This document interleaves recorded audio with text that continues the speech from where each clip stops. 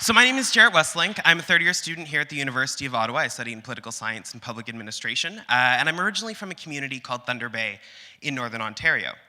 But at the same time of being a student, I've had the incredible honor to serve as the executive director of an international youth organization called the Youth Arctic Coalition. I work with young people who are 14 to 30 and live in all 8 of the Arctic states. What we came to realize is that there's never really been an opportunity to communicate or to collaborate among young people who live in the Arctic. And the reality is someone that living in Anadir in Russia's far east is going to have so much more in common with someone living in Barrow in Arctic Alaska than they will with someone living in Moscow. But before our organization, there's never really been a means in which these two youth can get together. My relationship with the YC has been interesting. To one side, I'm a normal student who absolutely hates writing papers and loves sleeping through class. But at the same time, I found myself kind of in the heart of the international conversation on the Arctic. I've gotten the chance to work with ministers and heads of state and youth from around the world.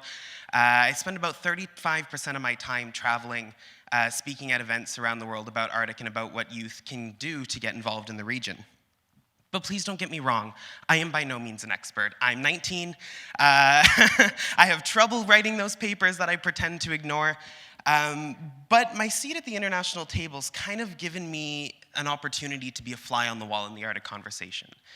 Over the last 2 years, I've been doing this work, but this will actually be the first time that I've had the chance to share my story and my work with anyone at the university here. So I really hope to be able to continue the conversation with you guys after today.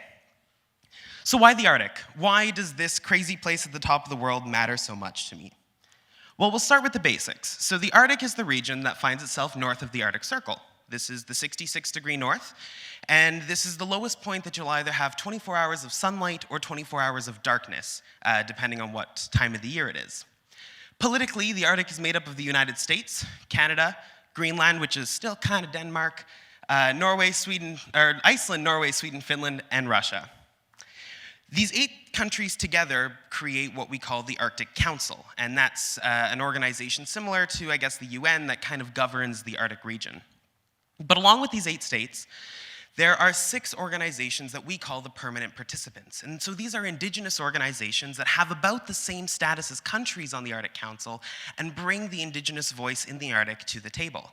East to west, we have the Aleut, the Athabascan, the Gwich'in Council, Inuit, the Sami Council of Northern Europe, and RIPON, the Russian Association of Indigenous Peoples of the North, that kind of is an umbrella group for 12 to 15, I can't quite remember the number, of indigenous groups across Siberia.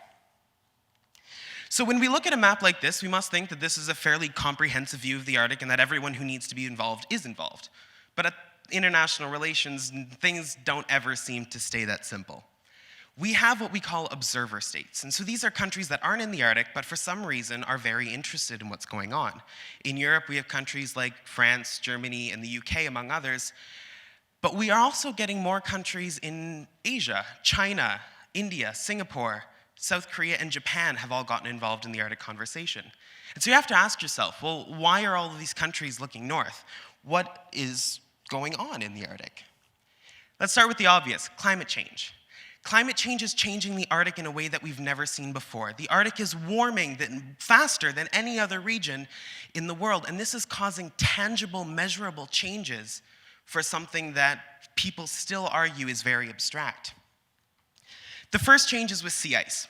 So this is one of my favorite pictures because you're able to look at the year that we started to measure sea ice, 1979 and 2012.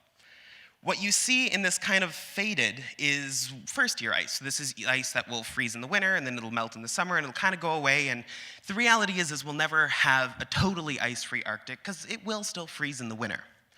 The issue is with the multi-year ice.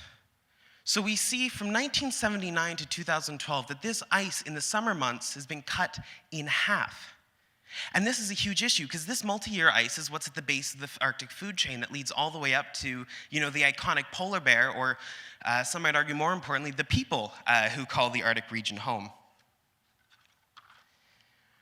When we have open ice, we also have open access, and oil and gas companies have definitely taken notice. The reality is the Arctic is home to 90 billion barrels of untouched oil and 44 billion barrels of untouched liquefied natural gas. Here's a map showing kind of where it is. So we see we're pinching Greenland. We have a little bit of oil to the east and the west of the Canadian Arctic, as well as in western Siberia of Russia. Norway and Russia have both really gotten involved in the Arctic oil industry, and Norway has had a lot of success. Russia's been a little bit more interesting.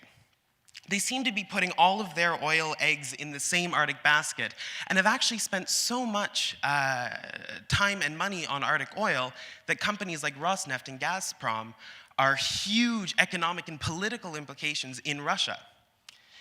While the world is shying away from Arctic oil, Russia seems to be going full power. And the reality with this is that can be very dangerous.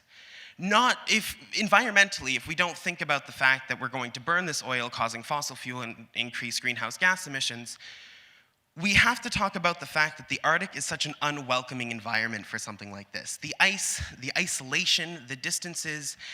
You know, if there were to be an accident, if there were to be a spill, the cleanup of it would be incredible. The logistics behind that would be even more, and the cost would be even more incredible than the past two.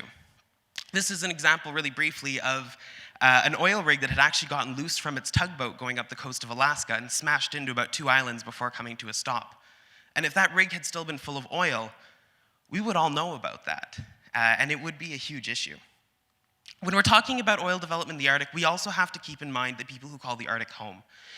A few years ago, the National Energy Board approved a license to do seismic testing off the coast of Baffin Island in the Davis Strait. For those of you that don't know, seismic testing is essentially when a ship will pull about 6 to 8 giant air cannons behind them and blast them off every second.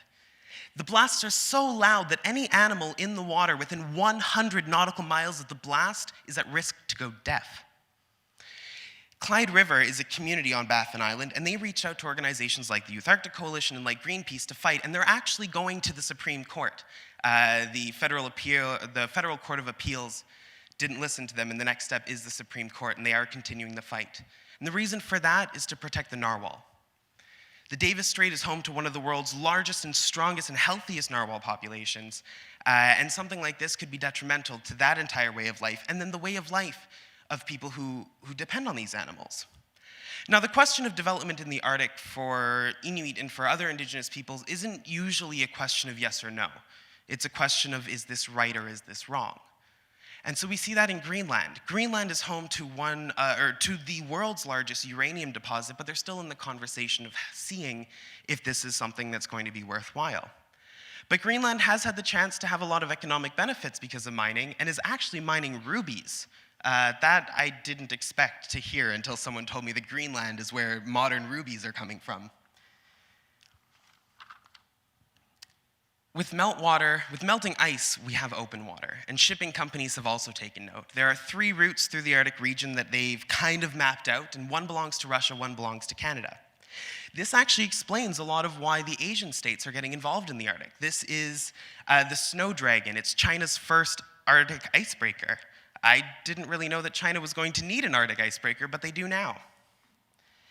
Russia, like I said, is home to one of the first routes, and it's called the Northern Sea Route, and essentially goes from Murmansk over around to Vladivostok, and this would cut the travel time between Rotterdam and Shanghai in half.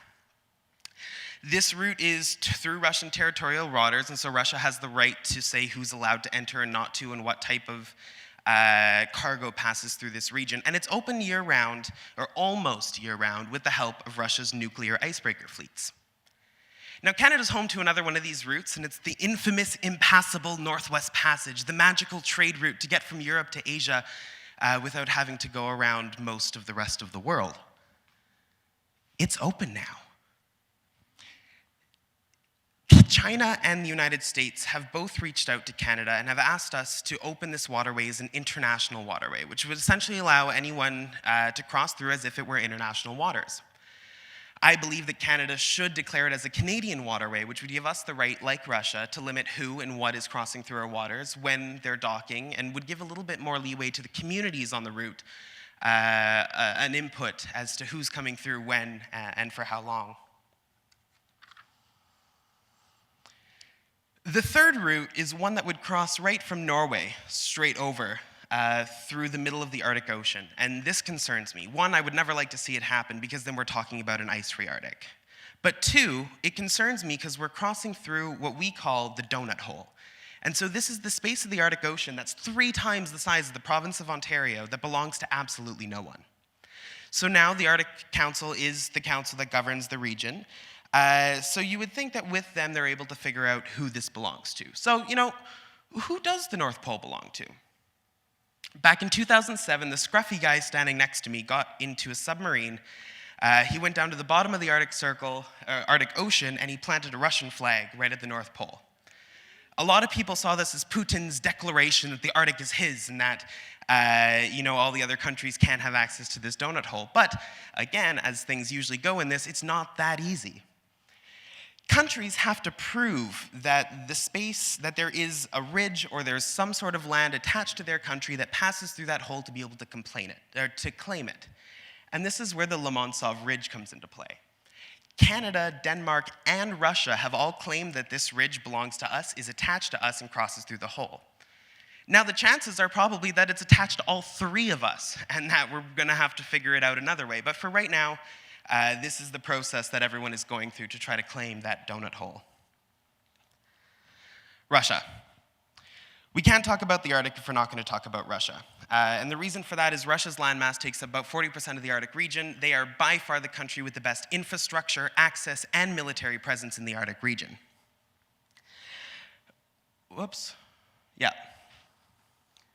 Over the last year and a little bit, we've seen a lot of increased tensions between Russia and the West. And this started with the annexation of the Crimean Peninsula from Ukraine into the Russian Federation, and it was followed recently by the downing of a Russian aircraft by Turkish air forces in the Middle East. I've been 3 times to Russia this year, since February, to have a chance to talk as an international expert at 3 government-run youth camps, which is a whole other TED Talk in itself. But what I've come to realize is a lot of the issues that we have between the 2 countries kind of streams from the fact that, I was raised by parents who were taught to fear and to hate the Soviet Union, and they were raised by a generation of people who was taught to fear and to hate the Soviet Union. A lot of the disconnects that do exist come from the fact that we just don't like each other because we've always kind of felt like that's the opposite and that's the other. But what's interesting is in the Arctic, this is one of the last forums that Russia, the European Union, Canada, and the United States are all actively participating on a consensus base. Everything that happens at the Arctic Council is consensus. And so Russia is still cooperating very much in the Arctic region, and we're still able to have those diplomatic relationships. On top of that, Russia's been one of the most progressive countries when it comes to supporting international youth participation in the Arctic and getting young people to connect, people to people, and not necessarily government to government. The last issue that I want to touch on before ending is the fact that the Arctic isn't home to any of us. I stand up here and I talk about the Arctic, but the reality is that I'm a white male from southern Canada, and that doesn't necessarily give me the right to speak on behalf of the Arctic. For me, I've always seen myself as a little bit more of a microphone, and it's important to make sure that the voices of, the Inuit here in Canada, the Nenets in Siberia, Russia, or the Sami in Northern Europe have the #1 position in the conversation on the changing Arctic. Because a changing Arctic isn't a new economic opportunity for these people. It's a changing home, it's a changing culture, and it's something that's a lot more real. As young people, these issues, climate change, resource extraction, energy crises, Russia-West relation, these are all things that we as young people are going to need to face in our lives. And they all cross at the Arctic. This is why I want to tell people that are from the South and who don't know about the Arctic to get informed and to read and to listen. Because what's happening in this region will affect all of us. On Friday, I'm traveling to Paris to speak at the COP21 climate negotiations, and I want to leave you guys with 2 thoughts that I'll be leaving my group there. And the first one of this, and this is something that I repeat a lot when I give talks like this, is that we often hear the saying that youth are leaders of tomorrow, and I wholeheartedly disagree. We have an incredible power of leaders as leaders of today. And we have a right and an obligation as young people to try to change the world and to make it into something that we see we want to live in. And the second thought I want to leave you guys is we are the first generation in history that has been totally connected to the rest of the world. We have access to anyone, anywhere, anytime. And there's power in that. The fact that we can talk to anyone in the world via Skype instantly, see their face, hear their voice, means that as people, we can break down the dichotomy of government versus government. We can really get back to being people with people. And with that, kuyanamik, spasiba, merci, and thank you. A little shameless self-promotion.